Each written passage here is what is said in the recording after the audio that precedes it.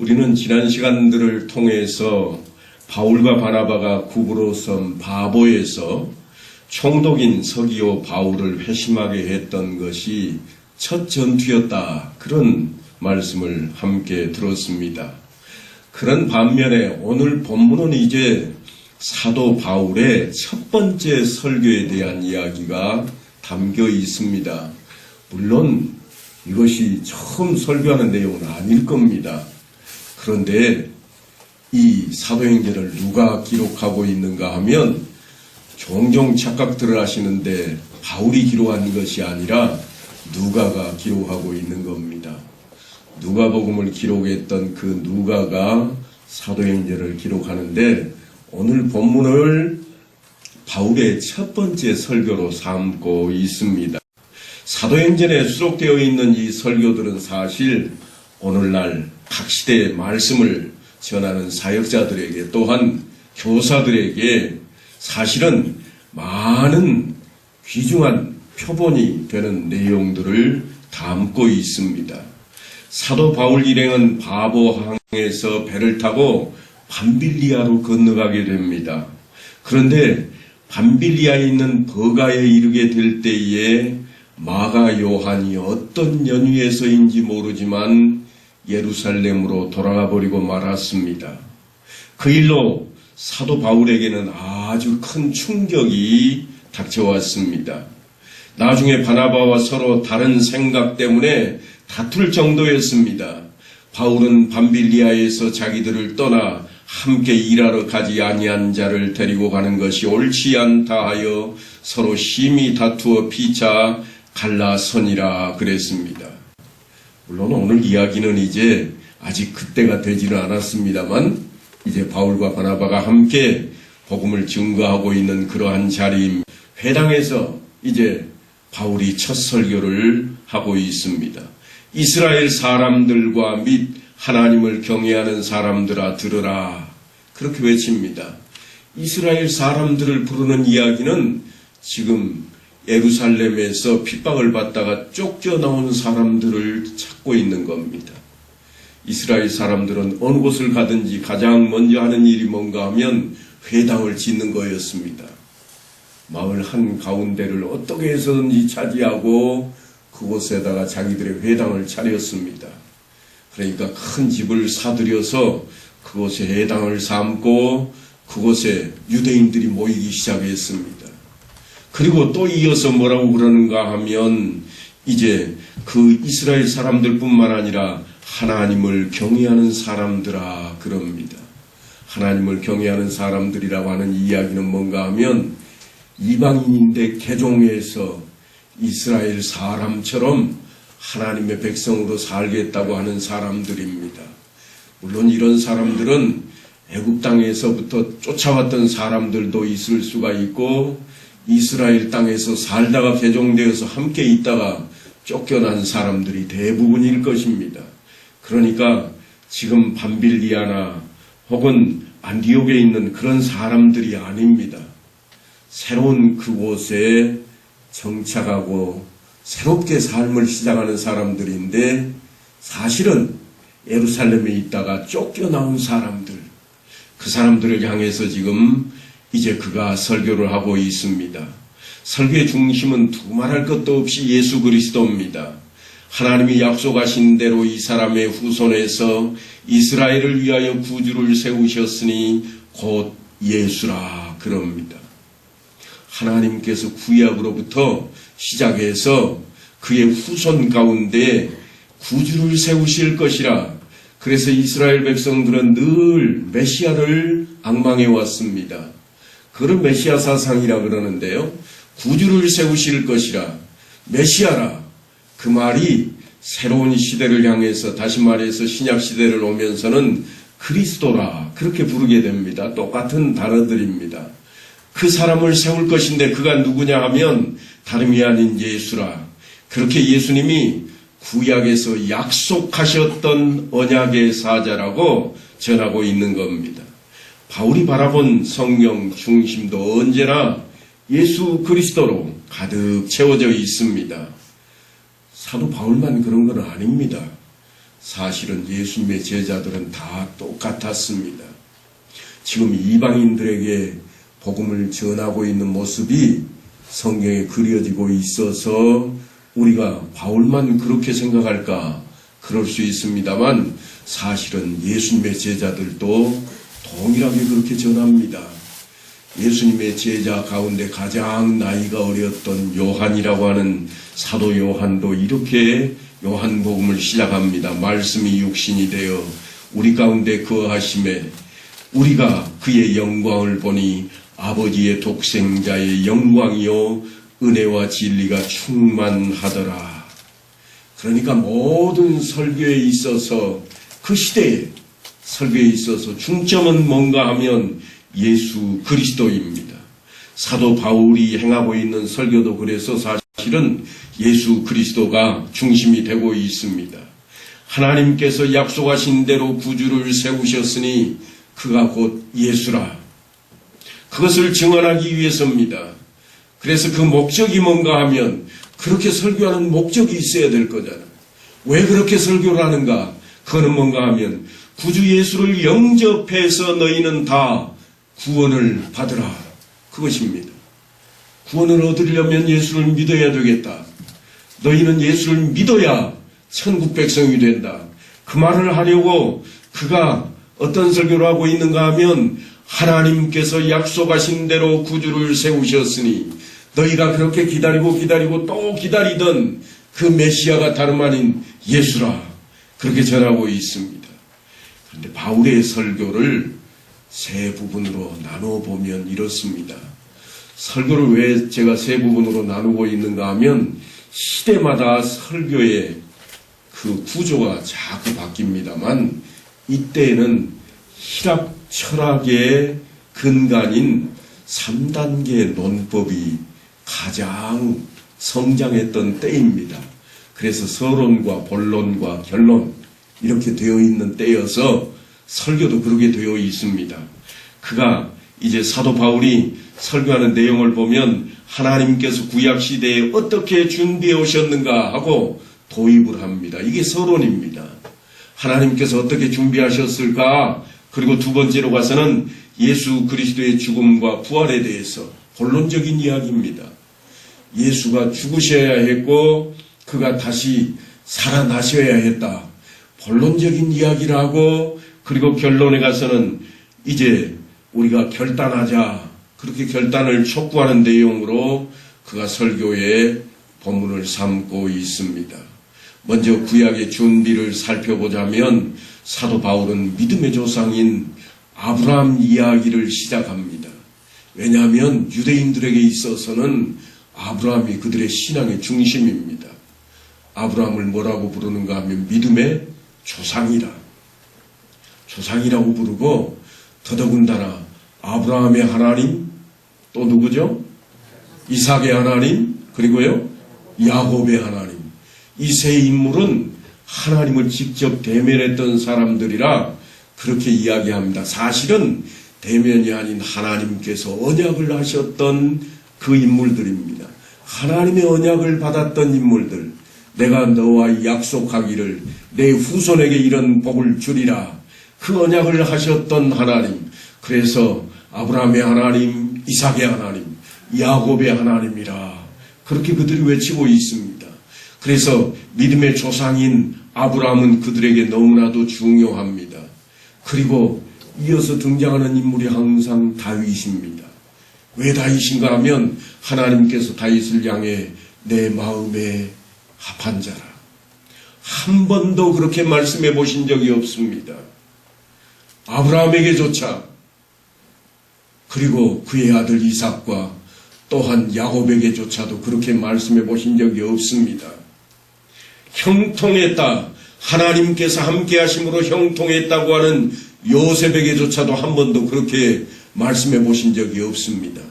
그렇다고 다윗이 정말 깨끗하게 정말 아무 잘못도 없이 흠 없이 살아온 인물인가? 그렇지 않습니다. 그도 사람이기에 죄를 지었고 죄를 짓는 정도가 아니라 사람이 저럴 수 있을까 싶을 정도로 악한 일도 했던 인물입니다. 그가 얼마나 사람을 많이 죽였으면 내 피값 때문에 너는 성전을 건축할 수 없노라고 하나님이 거절할 정도로 그런 인물임에도 불구하고 그는 하나님의 마음에 합한 자였습니다. 왜라고 제가 그랬죠? 왜 다윗을 하나님이 마음에 합한 자라 그랬다고요? 그거 잊어버리시면 안 됩니다. 한번 따라 합시다. 날마다, 시마다, 때마다 하나님을 찾았노라. 기도의 인물이었습니다. 언제든지 하나님께 물었습니다.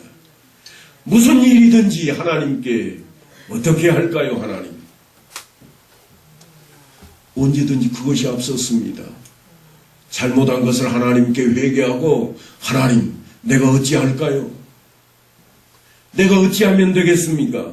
하나님께서 그래 이렇게 하라. 그렇게 했던 인물입니다. 어려움이 없이 살았던 인물이 아닙니다. 그는 사울 왕에게 죽을 고비를 끝도 없이 넘겼던 인물입니다. 아니, 자신이 낳은 아들에게조차 쫓겨다니며 살았던 인물입니다. 그런데 하나님께서 그를 내 마음에 합한 자라. 그건 다른 데 있지 않습니다. 하나님 어찌할까요? 내가 어찌할까요? 하나님의 뜻을 쫓았던 인물입니다. 그러니까 하나님을 외칠 때마다 이스라엘 백성들은 누구를 늘 기억했는가 하면 우리 믿음의 조상인 아브라함과 그의 후손인 다윗이라 그렇게 생각이 왔습니다. 그리고 아브라함과 다윗의 후손으로 오실 그가 메시아라. 그 후손으로 언젠가는 우리 민족을 구원할 하나님의 사람이 나타날 것이라 그렇게 그들은 믿어왔고 기다려왔습니다. 그래서 하나님께서 그들에게 세워주신 것을 역사로 기억했는데 그 이스라엘 역사가 하나님께서 준비하는 그 역사가 무엇이었는가 하면 이스라엘 백성의 하나님이 우리 조상들을 택하셨다고 하는 겁니다.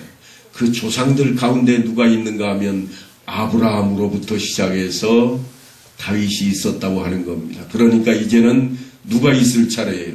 메시아가 나올 차례가 된 겁니다. 지금 그 이야기를 사도 바울이 하고 있습니다. 다시 말해서 아브라함과 이삭과 야곱을 택하셨던 의도가 어디에 있었는가 하면 하나님께서 그 씨를 통해서 구주 예수를 세우시기 위한 것이라. 하나님께서 내 씨를, 내 후손을 잘되게 하리라, 번성하게 하리라, 그들을 형통하게 하리라 약속하셨던 그 역사가 이루어져서 지금 누구를 세우셨다고 하는가 하면 구주 예수라. 지금 사도 바울이 그렇게 외치고 있습니다. 그리고 이어서 역사에 대한 이야기를 한 번 더 꺼내놓는데 애굽 땅에서 나그네 된 그 백성을 높여 큰 권능으로 인도하여 내셨노라. 출애굽 사건을 들먹입니다. 왜 출애굽 사건을 들먹이는가 하면 다름 아닌 구속 이야기 때문입니다. 출애굽은 뭔가 하면 다시 살아나는 겁니다. 종살이하던 그들이 다시 종이 아닌 신분이 되는 겁니다. 죽었다고 생각했던 곳에서 건져내게 되었습니다. 그래서 출애굽 사건은 죽음의 자리에서 나오는 걸로 끝을 맺습니다. 다 장자들이 죽는 자리에서 이스라엘 백성들은 장자들이 하나도 죽지 않고 나옵니다. 그 일을 하기 위해서 어린 양을 잡아서 그 피를 문설주에 바른 집마다 장자가 죽지 않고 그 밤을 보냅니다. 그래서 죽음의 그 언덕을 넘어섰다. 그래서 유월이라 그럽니다. 그래서 유월절이라고 해서 유월절을 지키는 겁니다. 바로 그 자리에 있었노라. 지금 그렇게 해서 구속 역사가 이루어졌는데 그것이 또한 가나안 땅 7 족속을 멸하시고 그 땅을 기업으로 주시기까지 약 450년간이라. 이 450년간은 창세기에 기록되어 있는 내용을 그대로 드러내고 있습니다. 하나님께서 이스라엘 백성들에게 말씀하시기를 너희는 내가 축복한 대로 내 후손이 잘 될 것인데 그냥 처음부터 끝까지 잘 되는 게 아니라 400년간은 다른 민족에게 종살이를 좀 해야 되겠다. 그리고 내 대가 지나야 이곳으로 돌아오게 될 것이라 말씀하신 대로 말씀을 이루고 있는 것입니다. 그래서 이제 그 모든 것들이 다 이루어지는 자리에 누가 있는가 하면 예수 그리스도가 태어나는 땅이 있는 겁니다. 예수 그리스도가 어느 땅에서 태어나는가 하면 이미 축복하셨던 땅, 가나안 땅에서 태어나는 겁니다. 하나님께서 내 후손에게, 내 후손들에게 이렇게 축복하리라, 이 땅을 그들에게 주리라 약속하셨던 그 땅에 메시아가 태어나게 하시고 그 땅을 메시아를 통해서 회복되게 하시겠다고 하는 말씀이 이루어졌노라고 사도 바울이 지금 그렇게 설교를 행해 나가고 있습니다. 그러니까 땅을 준비하시고 씨앗을 그곳에 뿌릴 준비를 다 해서 그것이 이루어지자 하나님께서는 그곳에 메시아를 심어 놓으시고 키우셨다. 그 이야기를 하고 싶은 겁니다. 그렇게 해서 하나님께서 다윗을 왕으로 세우시고 증언하여 이르시되 내가 이새의 아들 다윗을 만나니 내 마음에 맞는 사람이라 내 뜻을 다 이루리라 말씀하셨던 그 자리로 가겠다고 하는 겁니다. 내가 이 다윗을 만나보니 내 뜻대로 되겠다. 그러니 내 뜻을 이제는 이루어야 되겠다. 그리고서 가는 자리가 어딘가 하면 메시아를 너희 후손에게 내가 보내리라 하는 겁니다. 다윗에게 이르자 사도 바울은 거침없이 하나님이 약속하신 대로 이 사람의 후손에서 이스라엘을 위해 구주를 세우셨으니 곧 예수라, 그렇게 예수 그리스도로 연결짓고 있습니다. 바울은 하나님께서 다윗에게 하신 그 언약을 틀림없이 생각했을 겁니다. 바로 그것을 드러내기 위해서 바울은 구속 역사를 개발하고 있었던 겁니다. 그래서 하나님이 약속하신 대로, 그러니까 아브라함과 또한 그의 후손들에게 약속하셨던 그것을 지키시기 위해서 구약의 역사를 들먹이고 있었다고 하는 겁니다. 이제 신약 성경에 가도 사실은 아브라함과 다윗의 자손 예수 그리스도의 계보라 기록될 정도로 그 이야기가 우리에게 아주 중요하게 다가옵니다. 사실 족보이면서 그것은 구약의 역사이기도 합니다. 그렇게 하는 의도가 어디에 있는가 하면 하나님이 약속하신 대로 그 사람의 씨, 다시 말해서 다윗의 씨를 통해서 하나님의 나라를 이루시겠다고 하는 겁니다. 아브라함의 씨를 통해서 그 역사를 이루시겠다고 하는 겁니다. 그러니까 이 성경, 다시 말해서 구약 성경은 다름 아닌 주님에 대한 증언이라 그렇게 이야기할 수 있습니다. 예수님께서도 요한복음에 가면 이 성경이 곧 내게 대하여 증거하였노라 그렇게 말씀을 하십니다. 그러니까 구약 시대라고 하는 것은 예수 그리스도 메시아를 보내기 위한 준비 단계를 그대로 우리에게 보여주는 역사와도 같은 겁니다. 그리고 이제는 때가 되었음에 무슨 일이 벌어지는가 하면 구주를 세우셨으니 곧 예수라. 예고되었던 대로 예수 그리스도가 이 땅에 오셨다고 하는 겁니다. 그래서 사도 바울은 이제 예수 그리스도의 죽으심과 부활에 대한 이야기로 건너갑니다. 예수 그리스도가 오셨으면 하나님이 이 땅에 오셨으니 얼마나 찬란하고 얼마나 영광스러운 자리로 그려져야 됩니까? 그런데 예수 그리스도의 죽으심을 그리고 있습니다. 왜인지는 제가 먼저 말씀을 드린 적이 있습니다. 우리는 죄인이기에 죄사함이 없이는 하나님을 만날 수 있는 자리로 나아갈 수가 없습니다. 이 땅에 어떤 사람도 죄가 있기에 하나님을 그저 만날 수는 없습니다. 그래서 우리는 구약시대에는 끊임없이 제사를 드려왔고 그 피 흘림을 통해서 하나님을 만났다면 이제 예수 그리스도의 죽으심을 다름 아닌 우리의 죄값을 대신해서 그가 죽으심으로 말미암아 하나님을 만날 수 있는 자리로 우리를 부르기 위함이었다고 하는 겁니다. 예루살렘에서 유대인들과 관리들이 빌라도에게 예수를 죽여달라고 외쳤던 것은 사실 그들이 예수를 알지 못했기 때문일 것입니다. 그들이 예수님께서 우리의 죄값을 대신할 분이라고 알았다면 그러지 않았을 겁니다.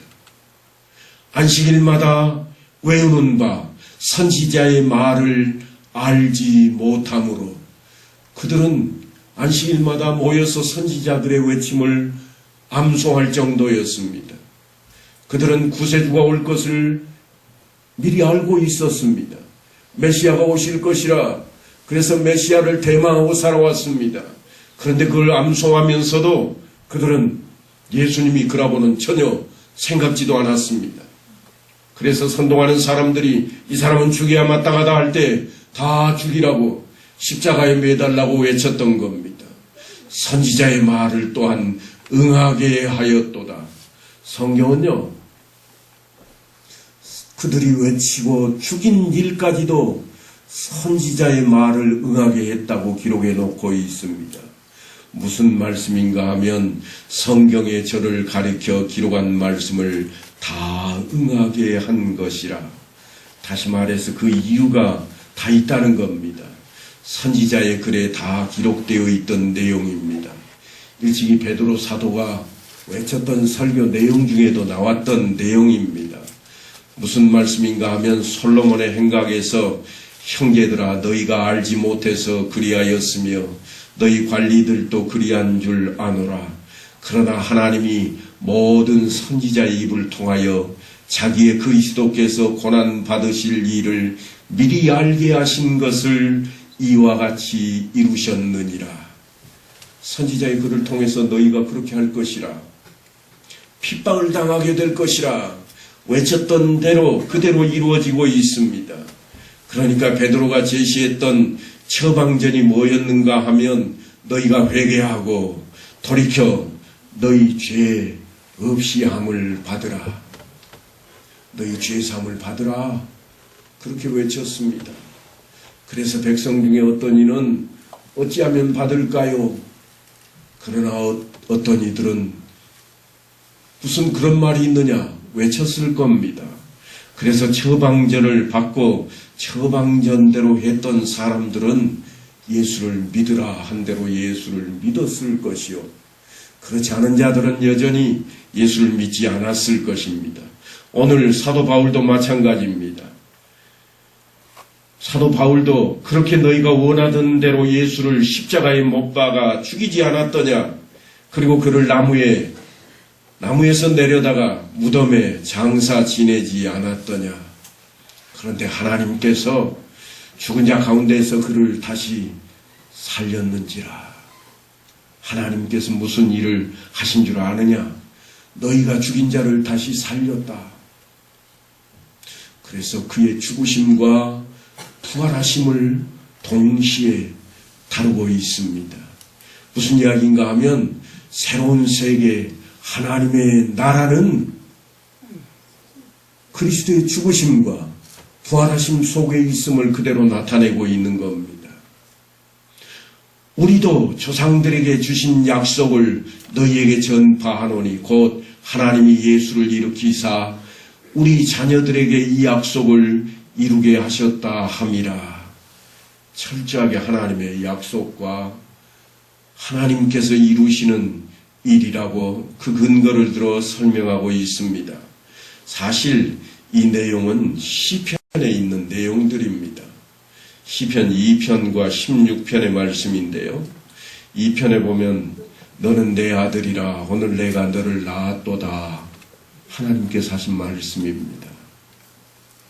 그리고 16편에 가면 이는 주께서 내 영혼을 수월에 버리지 아니하시며 주의 성도를 멸망시키지 않으실 것임이니이다. 하나님께서 내 아들이라고 불렀던 이의 외침입니다. 물론 개역 개정에는 이렇게 번역이 되어 있습니다만 개역 한글을 보면 조금 우리가 이해하기 쉽게 기록이 되어 있습니다. 지금 우리가 그 책을 볼 수 없으니까 제가 좀 읽어드리겠습니다. 개역성경 시편 16편 10절입니다.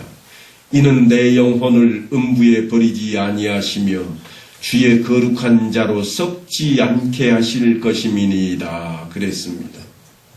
사람이 땅에 묻히면 어떻게 되나요? 썩습니다. 흙이 되어버립니다. 그게 진리예요. 누구라도 죽으면 땅에 묻히고 썩습니다. 흙이 되어버립니다. 그런데 썩지 않게 하실 것임이라. 누구의 영혼을요? 예수 그리스도의 영혼을 그렇게 하셨다는 겁니다. 다시 한 번 더 16장 10절 말씀을 제가 읽어드립니다. 이는 내 영혼을 음부에 버리지 아니하시며 주의 거룩한 자로 썩지 않게 하실 것임이니이다. 하나님께서 이미 그렇게 하실 것을 하나님께서 너는 내 아들이라고 불렀던 그가 시편에서 외치고 있습니다. 아직 예수님께서 태어나실 것 아무도 생각지도 않은 때입니다. 그런데 시편 기자가 벌써 그것을 기록해 놓았습니다. 뭐라고 기록해 놓았는가? 썩지 않고 살아날 자가 태어날 것이라. 그가 누군가? 예수 그리스도라고 하는 겁니다. 그것을 지금 사도 바울이 당당하게 외치고 있습니다.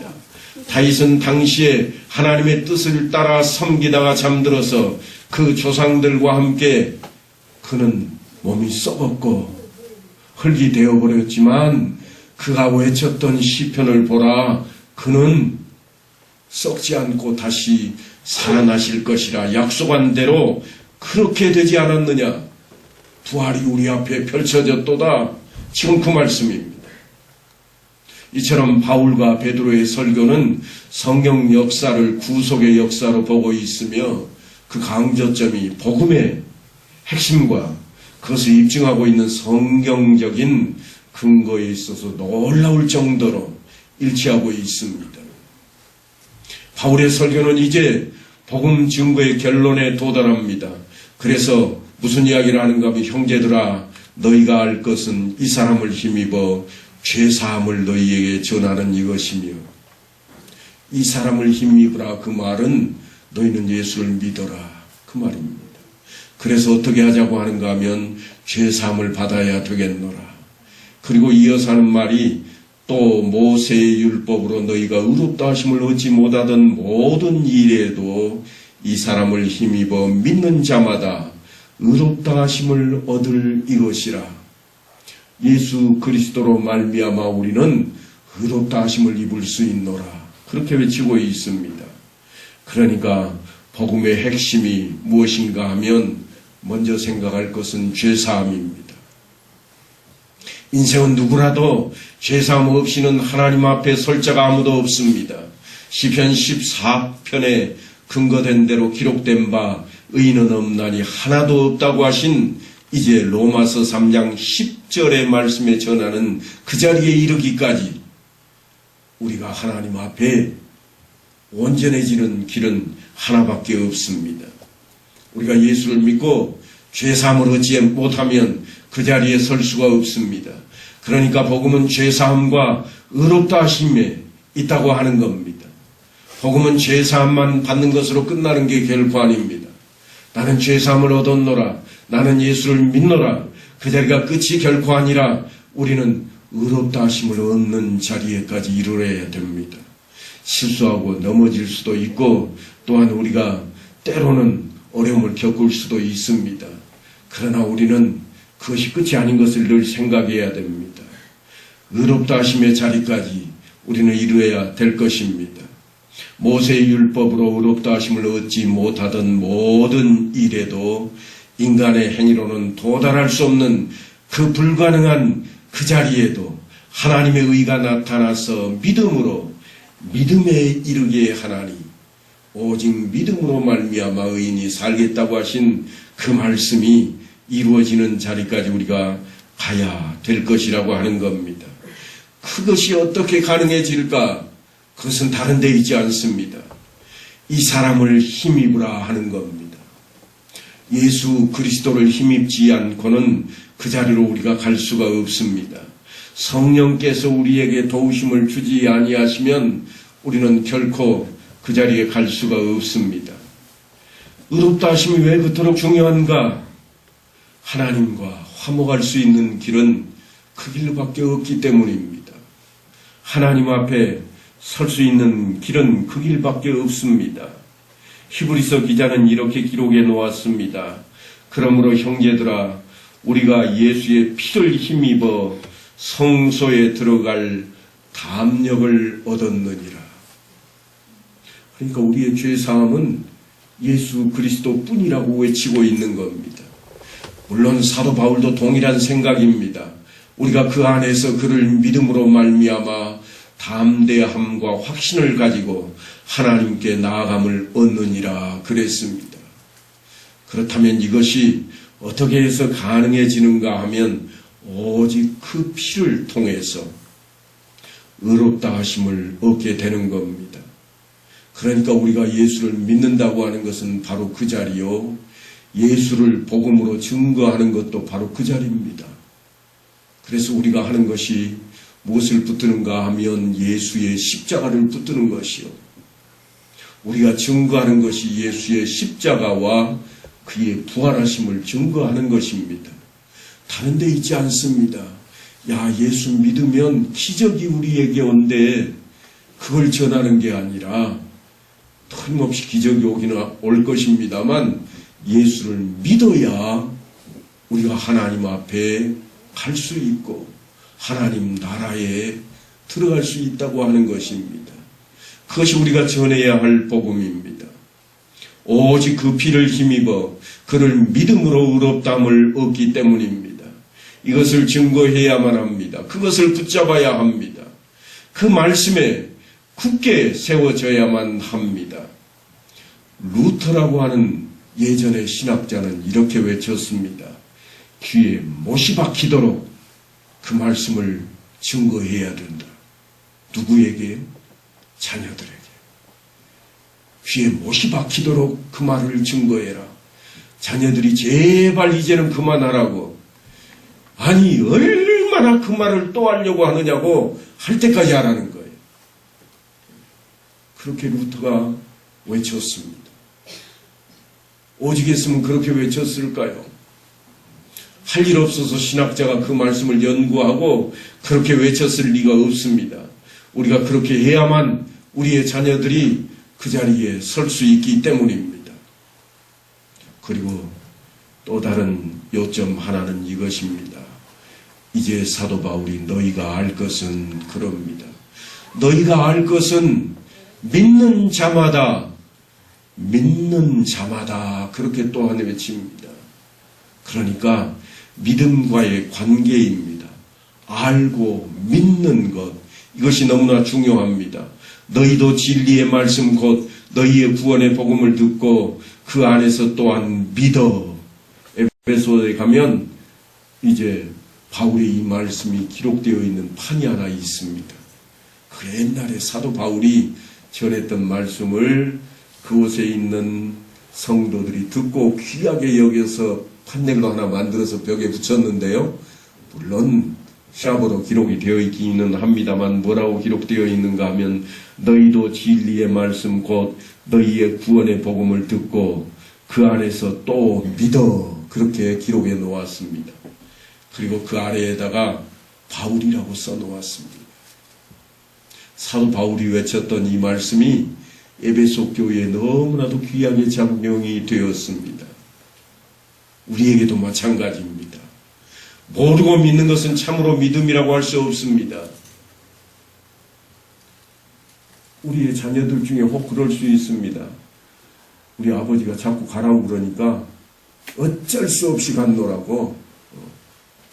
그 아이들은요, 학교를 졸업하면 떠나가 버립니다. 어쩔 수 없이 끌려왔기 때문일 것입니다. 우리의 믿음도 만약에 그렇다면 틀림없이 우리도 온전한 믿음이라 말할 수가 없습니다. 그러니까 우리의 믿음은 어쩔 수 없는, 아니 온전하지 못한 그런 믿음이 되어서는 결코 안 됩니다. 알고 믿고 행해야, 그래야 우리의 인격적인 신앙으로 자리 잡게 되는 것입니다. 바울은 이제 예수 그리스도의 대속의 죽으심 그리고 다시 사심을 증거해서 그것을 믿는 자마다 죄사함과 의롭다 하심을 얻게 됨을 알게 해주고 믿게 해주고 있는 겁니다. 우리의 신앙이, 우리의 믿음이 아직도 그 자리에 가 있지 않다면 성경 공부를 통해서라도 우리는 다시금 그 자리를 찾아야 됩니다. 내가 먼저는 알아야 됩니다. 알아야 그 다음에 믿음을 갖게 되는 겁니다. 그리고 믿음을 갖는다고 끝나는 게 아니라 그 알게 되고 믿게 된 것을 행동에 옮기는 자리에까지 가야 됩니다. 바로 그 자리가 우리의 신앙 생활입니다. 그래서 우리의 신앙 생활이 온전해질 수 있어야 될 것입니다. 이 시간 예수 그리스도가 우리의 구원자이신 것과 그를 믿는 자만이 죄사함과 의롭다 하심을 얻어서 천국의 백성이 되는 진리를 깨닫고 고백하는 그런 모든 성도들이 다 될 수 있게 되기를 간절히 축원합니다.